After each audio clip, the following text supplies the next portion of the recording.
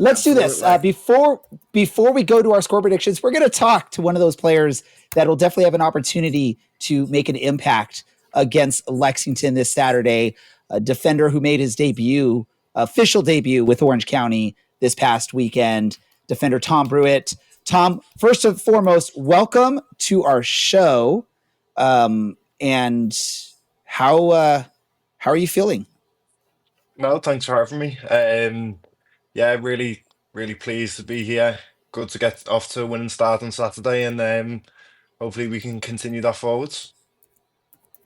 So you join Orange County. You have experience at the USL Championship level in the past with Tacoma, and I believe it was with Loudon or Hartford, one of those two. I can't remember which one it was off the top of my head. You go back to the UK, and then now you're back here with Orange County in the USL Championship. How has that experience been? Did you take anything with you from the championship prior to leaving and now returning that you've said, oh, this is the same thing. Let's keep doing it the way I was doing it before. What are your thoughts on that whole process? How that worked out for you?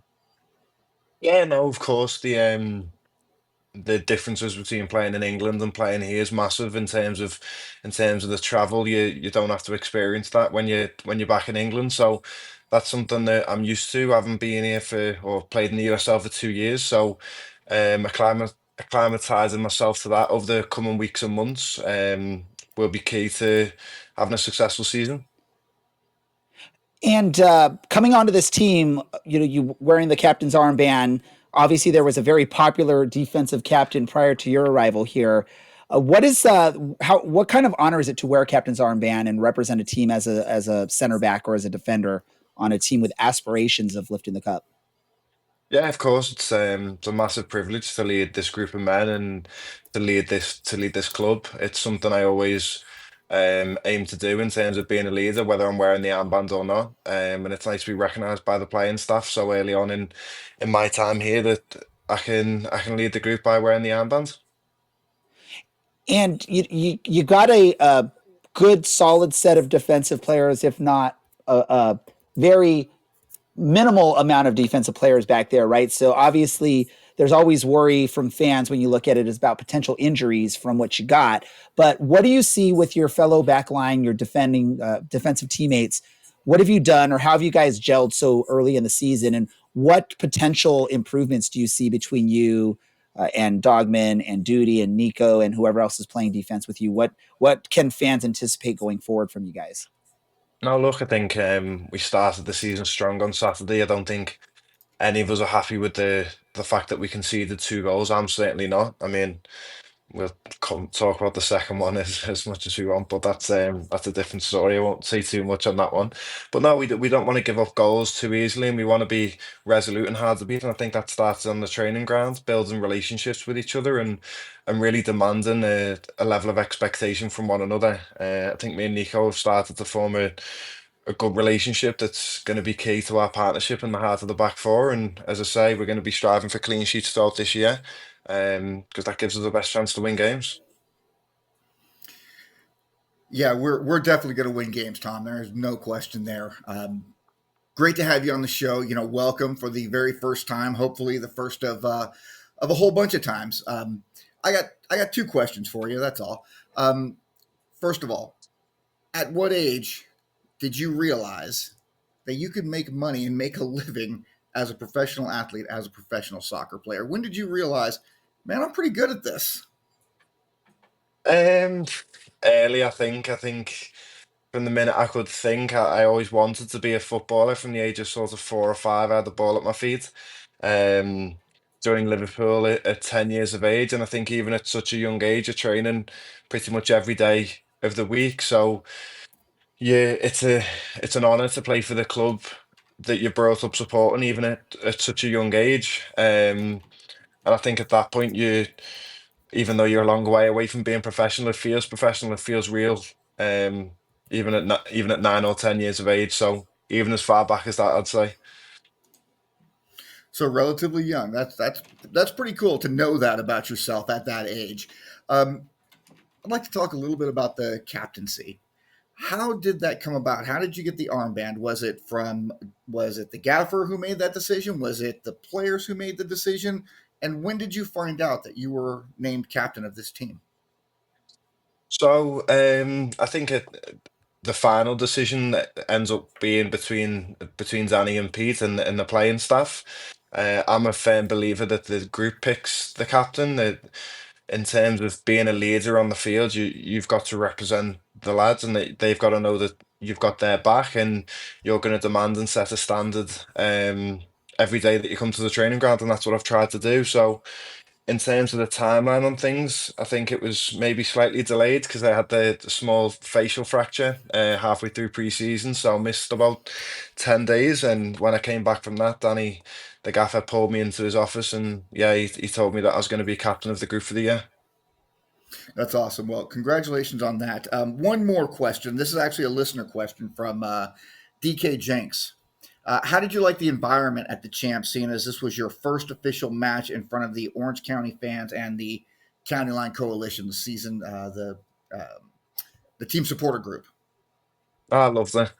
Genuinely, I absolutely loved it. I got a little taste of it against Galaxy 2 a week prior, even though they were only smaller numbers, but no, it was brilliant. I think I said that in my post-game interview. It's our job as players to give you guys, to give the fans something to really shout about. And I think the biggest thing that we can do is show 110% effort every time we step on the field and represent the badge. And if we do that, the fans will get behind us, they'll be positive, and then, as I say, play an attractive, forward thinking football, and that's usually going to end up with us winning more games than we lose. And again, that's something to shout about. So no, I really appreciated the fans' warm welcome on Saturday. That's great. Thanks, Tom. I'm going to turn you over. I'm going to let Dylan ask a couple of questions now. It's great having you here, and we'll talk to you again soon, pal. Appreciate it. Thank you. Tom, a few questions from some of the listeners, and I think just to get to know more about Tom Brewitt, the person, and less Tom Brewitt, the player. Do you have a favorite restaurant here in Orange County yet that you've been to? Um, I'm a big Chipotle lover. I mean, I know that's not specific to Orange County, but I'm a big Chipotle guy. But to be honest, anywhere down near the water along the beach is it's a gorgeous part of the world. I feel very privileged to be here. So yeah, anywhere down by the water is fine by me. Um, Follow up on that one. If you can give us your Chipotle order, please do. Also, what beach so far has been your favorite? Chipotle orders the same every time. I get two tortillas warmed up on the sides, and then a double chicken bowl, cheese, sour cream, lettuce, spicy salsa. That's my whole Chipotle order off the top of my head. Um, and in terms of which beach, obviously Newport and Laguna are amazing beaches, and to go and sort of watch the sun go down there and clear your head, or it's a lovely spot. It's a gorgeous part of the world. Like I say, a privilege to be here. Nice. And speaking on that, how are you liking Irvine? No, it's again, like I say, it's a great part of the world. Orange County, from the day I got here, I think I called home within a few days, and my dad said that he could tell how much that I was loving it. Not just the football side, but in terms of the life outside of the training ground. The people have been very welcoming to me, super friendly. Um, so I've settled in really quickly, which is great. Nice. And then Tom, one final one for you. Uh, what's your favorite vegetable, and how do you prepare it? Um, I can't say I've ever been asked that question in an interview, to be fair. Favorite vegetable? I'd probably go for asparagus, just steamed. Bit of butter on it. Yeah, the asparagus, bit of steak is would be my go-to, I think. Thanks, Tom. Turning over to Brad, and I won't Cheers. tell your roommates. Man, Tom, welcome aboard. I will swap back over to Tom the player instead of Tom the person a little bit.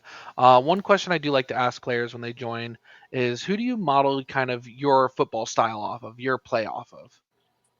I think growing up, the most obvious natural comparison for me was Jamie Carragher, local lad coming through, and in terms of how he's a leader and how he sort of leaves everything out there on the field, that's something I want to take from his game and really put into mine. And then as I grew up and I started to identify players sort of of a similar stature to me, the Cannavaros of the world, the Carlos Piols of the world.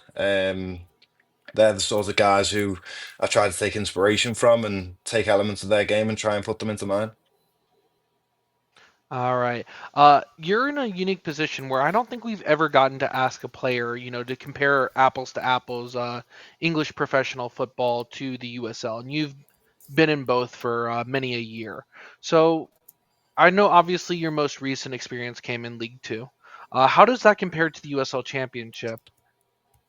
Yeah, I get asked this question a lot, so I'm used to this question in terms of, but I think it's how you say apples to apples. It's not quite. It's more apples to pears. The styles of the two sides of the pond are very different. So American soccer as a whole, MLS, USL, for me, in my opinion, is very transitional.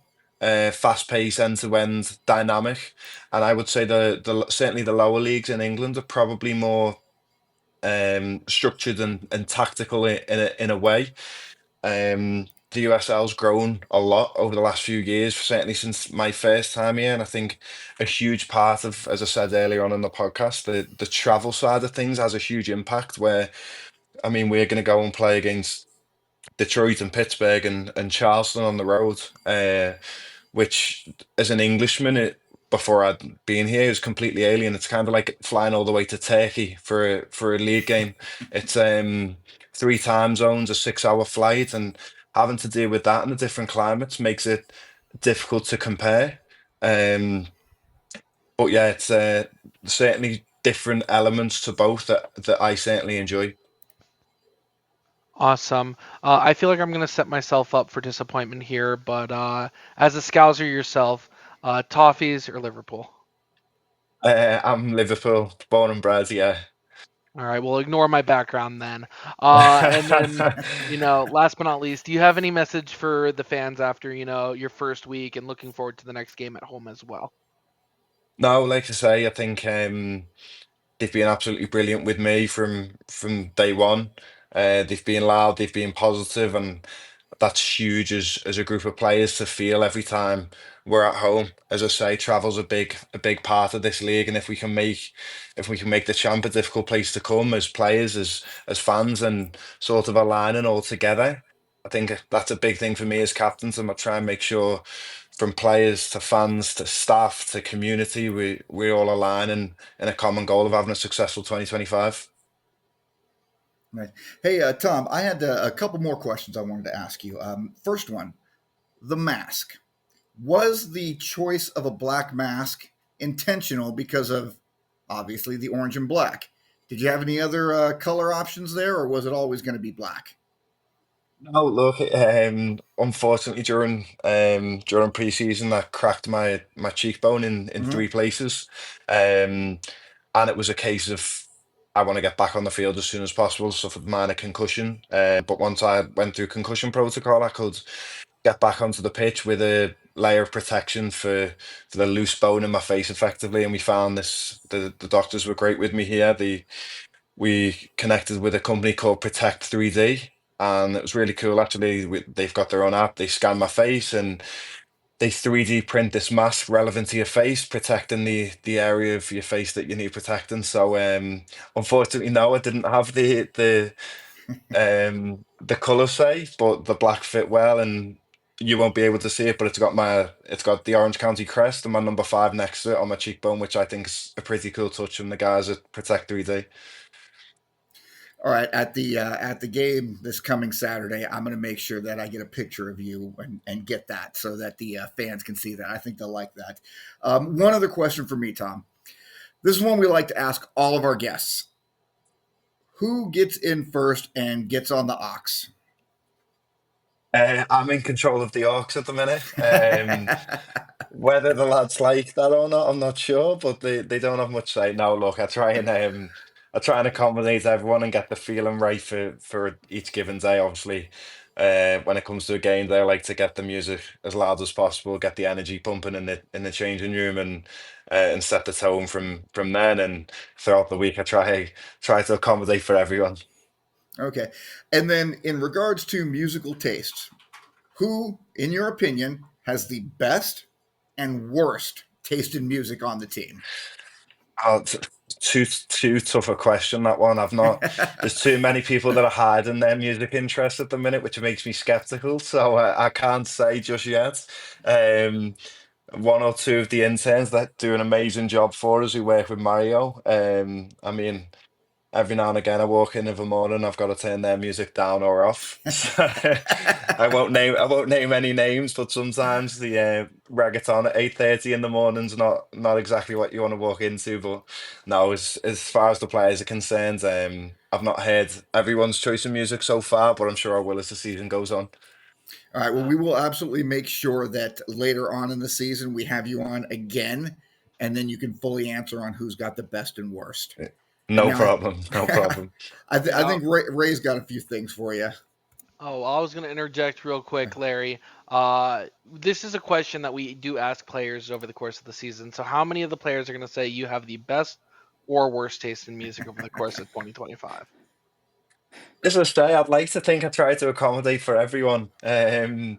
It's one of them things that, especially on a game day, I'm really big on creating an environment and atmosphere in the locker room. Um, Throughout the week, they might not like my country music as much and my laid back R&B music as much, and I can accept that. But I think they appreciate the atmosphere I try to create on game day at least. Awesome. Yeah, we'll definitely get some more opinions as we get through later into the year. That'll be fun to hear. We've started this recently at the end of last season. We're doing it now. I'm going to ask 10 rapid fire questions. They're this or that questions. This is just a way for our fans to get to know a little bit more about you. And there's usually a theme behind it. I go on to Google Gemini, tell it, hey, give me a theme or give me questions based on this theme. I don't know how well it did this time, but we'll see how it goes. So just first answer that comes to your mind, I want you to give it to me. Are you ready? I'm ready. All right, first question. Decades of legacy or building a legacy? Building a legacy. Packed stadiums or a core group of dedicated supporters? Dedicated supporters. FA Cup or US Open Cup? FA Cup. All right, better pre-match, at the pub or tailgate? Tailgate. Okay, Mighty Red or Gnarly? Gnarly. Promotion and relegation or playoffs? Oh, tough. Both have got pros and cons. I'll go. I'll go playoffs because I've not won that yet. All right, the traditional soccer calendar or the US soccer calendar? Traditional, even though it gets cold in the winter. Not in Southern Anfield or California. Anfield or Championship Soccer Stadium? Oh, champion soccer stadium, of course. Red or orange? Orange. All right, and the last one. You'll Never Walk Alone or County Roads? County roads, of course. Look where I am. I feel like there's a lot of answers based on your current location, but Look, otherwise you that's might have my answered motivation differently for on some this of those. season. That's my motivation for this season. It's as I say, it's a pleasure to be here and be a part of this club, and I want to make it a successful year, one to remember. And I think a big part of that is really sort of embedding myself in the culture with the fans, with the community, and that matters to me and it's important to me. So Oh, we appreciate that. And I know the fans listening, watching, however they're hearing this, are 100% appreciating that as well. Tom, any last messages for our fans that are going to make it to the Championship Soccer Stadium this weekend and the rest of the season? yeah, as always, be positive, be loud, sing as loud as you can, get behind the boys. We're going to give you something to shout about. We're going to give everything this season out on the field, and as I say, let's make it a successful 2025. We're looking forward to it. Folks, defender, mask captain for your Orange County Soccer Club, Tom Brewitt. Maybe we can get him to pull that move that some athletes do and just make the mask a permanent thing because it looks really cool out there. Tom, thank you as always for joining our episode and our show, and we look forward to talking to you very soon. No, thanks for having me. Thank you, guys. Thanks, Tom. Awesome. Thank you, Tom.